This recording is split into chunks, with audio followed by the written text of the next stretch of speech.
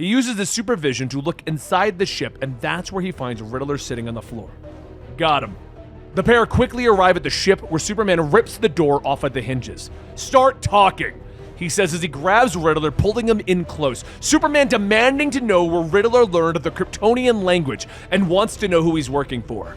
But Superman isn't paying attention as someone reaches out for Batman, and in a glow of purple light, Batman disappears into nothing. Where did you learn it? Superman demands, but a new voice comes from behind him. From me! The voice shouts, lashing out and punching Superman hard enough to knock him out of the ship. But you're probably wondering how Superman got here. This is Comicstorian, where we bring you audio dramas of comic books so that you know what to add to your collection. If you enjoy this type of content, please support us by visiting us on Spotify or going to our Patreon or YouTube memberships. But today we want to answer the question of, how did Batman meet Superman? And that segment of the beginning of our video is a part of that story. Today we're going to be bringing you the audio drama of World's Finest 18 and 19. Years ago, Commissioner Gordon and Detective Bullock stare at an empty safe. The news reporter continues to snap his photos before turning to leave, and Gordon looks after him, reminding him to post the robber's strange riddle in the paper. You're not worried about copycats? The reporter asks, and Gordon shakes his head. I'm more concerned about what the Riddler's trying to ask us. File your photos with wire services immediately. Blast that riddle far and wide. Later, in Metropolis, Jimmy Olsen and Clark Kent are staring at the photos sent over from Gotham. Boy, Gotham's a mess. First all of these disappearances, now some crook called the Riddlers left the cops with this? Jimmy says as he hands the photo over. Looks like a foreign language. I don't recognize it at all. Jimmy says as he stands and walks away. But Clark's eyes widen in shock as he recognizes the language of his home planet, Krypton. A little while later, Gordon is sitting in his office when he hears a fluttering of a cape behind him. You're getting sloppy, he says, turning around expecting Batman, but he's shocked to find Superman floating there. Pleased to meet you, Commissioner Gordon. I've heard nothing but good things. I saw the riddle. I was hoping that you could tell me more about the man that left it. Superman continues. Gordon nods, quickly explaining that the Riddler's penchant for leaving clues at his crime scene has taunted the police with his brilliance. Admittedly, he might have us this time, Gordon says with a sigh, but Superman explains that he doesn't know the answer, but he recognizes the language of Krypton. Gordon shakes his head, wondering how the Riddler could have possibly learned the language of a dead planet. Rumor is Gotham's got a vigilante who dresses like a bat and specializes in this kind of crime. Superman begins to state. He then turns his head, using his supervision to see that Batman is secretly watching this whole conversation. Never mind. He's closer than I figured he would be. Superman says as he flies out the window. He floats up to Batman, who is crouching on a nearby rooftop. Welcome to Gotham, Superman. Batman growls. The two begin to move through the city as Batman asks Superman to translate the riddle. Poor people have it. Rich people need it. If you eat it, you die. Superman tells him, and Batman nods, quickly surmising that the answer is nothing. He explains that the people have begun to vanish in Gotham, and how they simply disappear into nothing. There's not a lot of coincidences in Gotham. Riddler has something to do with those disappearances. But the conversation is interrupted as Batman spots Spellbinder about to force some guards to walk off of a rooftop. Superman quickly scoops up the guard while Batman stops Spellbinder, leaving him tied up for the cops. Next, the pair head down to the streets, where Magpie is trying to escape with a few goons. But Superman grabs a hold of the car, ripping off the back tires, sending them spinning into a lamppost. Afterwards, Batman quickly drops the last thug, leaving him tied up. Nice teamwork, Superman comments with a smile. But Batman is still stone-faced. Don't get used to it. I prefer to work alone. The two continue to move through the city, with Superman pointing out that if Riddler has teamed up with a Kryptonian, then Batman will need his help. You're not up for that fight, Superman explains, and Batman finally agrees, promising to reach out to Superman when Riddler strikes again. Elsewhere in the city, Edward Nygma is cradling his head, demanding that the voices leave him alone, that they're splitting his head apart. I've done everything that you've told me to! Release me! Riddler bellows, but something appears next to him and a voice speaks. You've baited the hook, little man. That's all. but you are in no position to make demands of me. One more task lies before you. Pay close attention to my instructions. The next day, Bruce comes up from the cave into Wayne Manor. He finds a disapproving Alfred. Once again, they have the argument about Bruce's nighttime activities. And when Bruce turns back to Alfred, he finds that his faithful butler has disappeared into nothing. Bruce knows that he has no other option and makes the call. A short time later, Perry White calls Clark Kent, demanding that the reporter head to Gotham and get a personal interview with the reclusive Bruce Wayne. Wayne? The billionaire? Personality profiles aren't really in my wheelhouse, Mr. White, Clark tries to say, but Perry orders him to go anyway. You were asked for by name, Clark, Perry explains. A short while later, Clark arrives at Wayne Manor, where he's greeted by Bruce. Mr. Kent, won't you come in? I'll be right with you, Bruce says as he shakes Clark's hand before leaving. 30 minutes pass before Bruce returns. As Bruce shuts the door to the study, he turns back to Clark. Sorry to make you wait, Superman, Bruce says, and Clark begins to argue, but Bruce stomps him, explaining that he managed to figure out that Superman seems to work closely with the Daily Planet, and Clark's apartment building is nearby, but there was another factor that Bruce used to learn Clark's superhuman abilities. I filled this room with an odorless knockout gas about a half an hour ago, Bruce explains, and he motions Clark over to the grandfather clock, leading him down into the Batcave, showing his secrets to his new friend.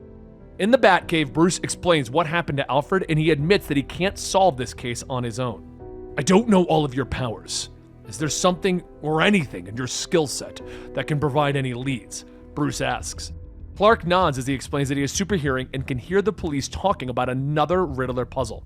Take me to the scene, Bruce says as he reaches for his Batman costume. A short while later, the pair are standing at Gotham Memorial Park, where Riddler has left his clue on the War Memorial. Superman reads off the riddle but can't figure it out. I'm buying a common item in a hardware store, something that you see every day. I can get one for $1, 16 for $2, $2.56 for $3, and $15.19 for $4. What am I buying? Batman quickly figures out that you need to add the numbers to make an address, and that the clue is only written on the left side of the memorial or the port. Superman turns. There's an abandoned shipyard at 1792 Port Street. He uses his supervision to look inside the ship, and that's where he finds Riddler sitting on the floor. Got him. The pair quickly arrive at the ship, where Superman rips the door off at the hinges. Start talking, he says as he grabs Riddler, pulling him in close. Superman demanding to know where Riddler learned the Kryptonian language and wants to know who he's working for. But Superman isn't paying attention as someone reaches out for Batman, and in a glow of purple light, Batman disappears into nothing. Where did you learn it? Superman demands, but a new voice comes from behind him. From me! The voice shouts, lashing out and punching Superman hard enough to knock him out of the ship. Superman slams into the ground, but the new warrior is suddenly there, grabbing him by the throat, lifting him into the air. Son of my jailer, Jax says with a vicious smile. Superman is shocked. You're trapped in the Phantom Zone, he shouts, and Jax smiles, shaking his head. No longer Kal-El. I found someone to take my place. Jax flies Superman up into the sky, hitting him again and again, laughing the whole time, explaining that Batman has taken his place in the Phantom Zone and that Superman's new friend is trapped. But he has returned to punish Kal-El for squandering his abilities on Earth by protecting the humans instead of enslaving them. It is my verdict that a short-sighted weakling is better off dead, and Jax should be the last son of Krypton. From the Phantom Zone, Batman could do nothing but watch this battle, but behind him he senses something, turning to find Alfred. Alfred explains that he has been speaking to some of the other prisoners in the zone, who have told him that normally the prison is inescapable, but the walls of the Phantom Zone have begun to weaken, and Jax used his superior mind to discover a pattern that would allow him to escape. Back on Earth, Jax continues to gloat, explaining all of this to Superman while he hits him again and again, throwing him through buildings in Gotham City. At my prodding, the Riddler drew you to a site where a breach was scheduled to open, where I could switch places with you, but failing that, I grabbed Batman instead. Superman has finally had enough, catching Jax next blow, knocking him away. You demented monster! You got the drop on me only through surprise. Our bodies need time to fully charge from Earth's sun. You're no match for me! Jax-Ur agrees, using his heat vision to put a nearby cable car in danger. Superman flies in to rescue it, allowing Jax-Ur to escape and go into hiding. Superman then begins his search for the villain, and he hears a voice in the Phantom Zone. "Superman, it's Batman, can you hear me?" The Dark Knight calls out from the mysterious prison. Superman turns, unable to see Batman. "Batman? How?" "If Jax-Ur can push his thoughts from here, I'll be damned if I can't," Batman says, explaining that he has figured out Jax-Ur's patterns for the breaches, and they might be able to find a place that will allow Batman to escape. So a short time later, Superman arrives at a section of Metropolis where he calls out to Jax-Ur, hoping that he'll be able to switch the criminal for Batman in the Phantom Zone. But Jax-Ur surprises Superman, having already figured out the pattern himself. "Damn, he was ahead of us!" Batman hisses, and Jax-Ur laughs as he knocks Superman away. "You disappoint me. I expected Jor-El's son to connive a more clever trap. You and your Earth friend didn't assume I'd already calculated where the next dozen portals would be? Neither of you is a threat to me." To prove his point, he reaches into the opening portal and pulls Batman out of the Phantom Zone, dropping him into the city below. Superman swoops down, grabbing him, and they fly back up, but Jax-Ur is gone. "You all right? I was so sure we had him." Batman nods, believing that they can still catch the Kryptonian, pointing out that Jax-Ur has an extreme hatred for Superman's people. "Are there any Kryptonians on Earth?" Superman thinks about it for a moment before his eyes widen in fear. Meanwhile, over in the bottled city of Kandor, the people fall to the ground as extreme heat bathes their city. Above them, Jax-Ur laughs as he blasts the city with his heat vision, but Superman flies through the fortress, slamming into him. Meanwhile, over in the Phantom Zone, Alfred has discovered someone. A cloaked figure that seems to be working on a strange device that is weakening the walls of the Phantom Zone. As Alfred begins to relay this to Batman, the cloaked figure suddenly disappears. As Superman and Jax-Ur continue to fight, Batman searches through the fortress Phantom Zone projector. Superman punches Jax-Ur again, knocking him through a wall of crystals. "Kandor is under my protection," he bellows, but Jax-Ur has collected himself, grabbing Superman by the throat, throwing him to the ground. "You're too late, Kal-El!" Jax-Ur shouts as Superman plummets through the massive statues of his parents. "Your advantage has expired.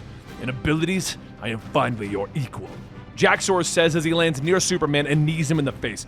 "In combat, it's not even close. This is what happens when you waste your days mistaking kindness for power!" Jax-Ur gloats, picking Superman up, hitting him again and again, drawing blood from the Man of Steel. "You tote yourself as some sort of savior to backward people. Who among them can save you now?" Superman struggles to his feet. "Batman," he gasps, and Jax-Ur turns his head, scanning the fortress with his supervision, finding Batman crouching nearby the Phantom Zone projector. "Yes, I see him there, skulking about, cowering behind a Phantom Zone projector," Jax-Ur says, flying through the wall, grabbing a hold of Batman and ripping the projector from his hands before backhanding him away. "You imbecile! Did you truly hope to surprise a man who can move as quick as thought?" Jax-Ur asks as he rips the projector open, but he is shocked to find that it's only a shell. He looks down as the ground begins to glow at his feet. "No!" he bellows as he's once again sucked into the Phantom Zone. And Batman actually smiles. Purposing the projector's circuitry into the crystal floor was Superman's idea. After Superman helps Batman to his feet, the two friends shake hands, with Batman pointing out that Superman really needs training in hand-to-hand combat. A little while passes, and the Riddler is quickly captured by the duo. Using the Fortress of Solitude's technology, they manage to free all of the Gotham Knights from the Phantom Zone, with Alfred sketching the strange cloaked figure for Superman. Later, the two friends sit on a rooftop overlooking Gotham City as the sun begins to peek in over the horizon. "Sun's coming up. End of your shift and the start of mine, I believe," Superman says to Batman, who nods, preparing to swing away. "Just so you're aware, I don't normally trust power like yours. Don't make me regret it." With that, Batman disappears. Meanwhile, in the Phantom Zone, the cloaked figure appears once again, looking around the void. An existence of perpetual twilight. An inapprehensible hell. What soulless monster would allow such eternal suffering to exist? No matter how long it may take, I swear to every wretched damned in this purgatory, they will someday be released from this torment, the cloaked figure says as he looks down at the strange device in his hands. The story of Batman as Superman is going to be continuing in World's Finest, and the next story is going to be what happened to Superman's sidekick. And if you want to see that story, like and subscribe. Otherwise, to be continued.